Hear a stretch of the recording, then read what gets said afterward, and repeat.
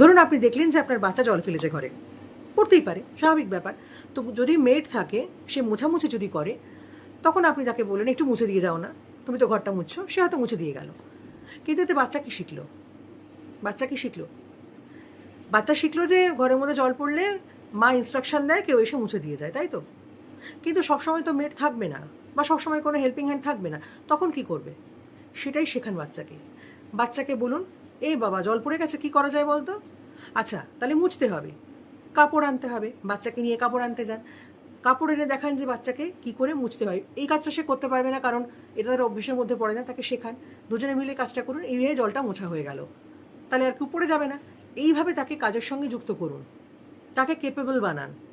কারণ সবসময় মেড থাকবে না, সবসময় ইনস্ট্রাকশন শোনার লোক থাকবে না, তো জল কি ওইভাবেই পড়ে থাকবে? তার মাথায় এটা ঢোকান যে জল পড়ে গেলে এই কাজটা করতে হয়, তাহলে সে বুঝবে, তাহলে সে শিখবে।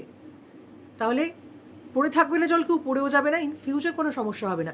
বাচ্চাকে কেপেবল করে তোলাটা ইম্পর্ট্যান্ট। ইনস্ট্রাকশন দেবেন সেটা পরে, অনেক পরে, যে দেখলো যে কোনো মেয়ের কাজ করছে, তাকে ইনস্ট্রাকশন দিল, মা দিল, সে করে দিয়ে যাবে, তার কাজ তো সে করবেই। কিন্তু কিছু বেসিক কাজ বাচ্চাকে শেখানোটা দরকার, তার ভালোর জন্য। কি বুঝলেন? অনেকে প্রশ্ন করেছিলেন, উত্তর দিয়ে দিলাম। ভালো থাকুন।